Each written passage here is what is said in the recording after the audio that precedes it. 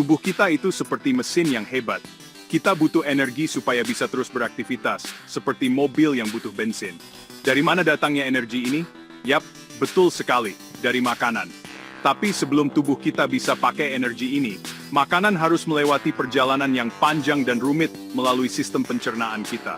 Proses ini, namanya pencernaan, mengubah makanan menjadi zat-zat gizi yang bisa diserap dan dipakai oleh tubuh. Bayangkan sebuah pabrik yang ramai dengan bagian-bagian berbeda yang bekerja sama. Mirip seperti sistem pencernaan kita.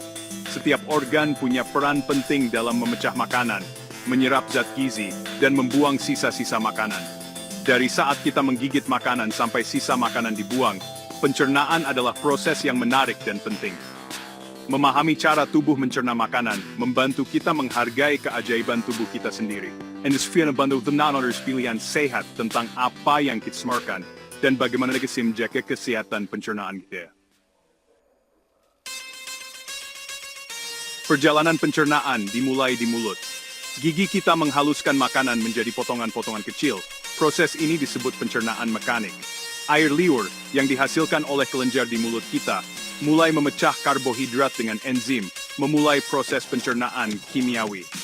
Selanjutnya, makanan berjalan ke kerongkongan, sebuah tabung berotot yang menghubungkan mulut ke lambung. Lambung bertindak seperti pengaduk, mengaduk makanan dengan cairan pencernaan. Cairan ini mengandung enzim yang melanjutkan pemecahan protein. Dari lambung, makanan yang sudah dicerna sebagian berpindah ke usus halus. Di sini, hati dan pankreas ikut bergabung, menghasilkan cairan empedu dan lebih banyak enzim untuk memecah lebih lanjut lemak, protein, dan karbohidrat. Usus halus adalah tempat sebagian besar penyerapan zat gizi terjadi. Akhirnya, sisa-sisa makanan masuk ke usus besar, tempat air diserap. En na spitglad dinding de roink, fatangvernis faushfli. Pencernaan melibatkan dua jenis proses utama, pencernaan mekanik dan kimiawi. Pencernaan mekanik adalah pemecahan makanan secara fisik menjadi potongan-potongan kecil. Ini dimulai di mulut dengan mengunyah dan berlanjut di lambung melalui pengadukan. Pencernaan kimiawi menggunakan enzim untuk memecah molekul makanan menjadi unit-unit kecil yang dapat diserap tubuh. Enzim seperti gunting kecil, masing-masing dirancang untuk memotong jenis molekul tertentu. Misalnya, amilase dalam air liur memecah karbohidrat, sedangkan pepsin dalam lambung memecah protein. Enzim-enzim ini bekerja paling baik pada tingkat pH tertentu. Itulah sebabnya lambung sangat asam.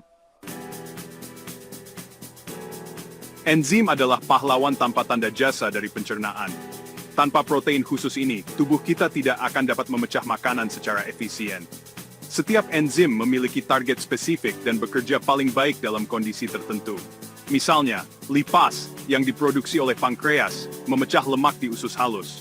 Proses ini dibantu oleh cairan empedu, zat yang diproduksi oleh hati, yang membantu mengemulsi lemak, membuatnya lebih mudah dicerna oleh lipase.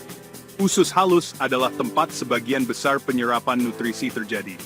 Lapisannya ditutupi oleh tonjolan-tonjolan kecil seperti jari yang disebut villi, yang meningkatkan luas permukaan untuk penyerapan. Nutrisi melewati dinding usus halus ke dalam aliran darah, yang membawanya ke seluruh tubuh.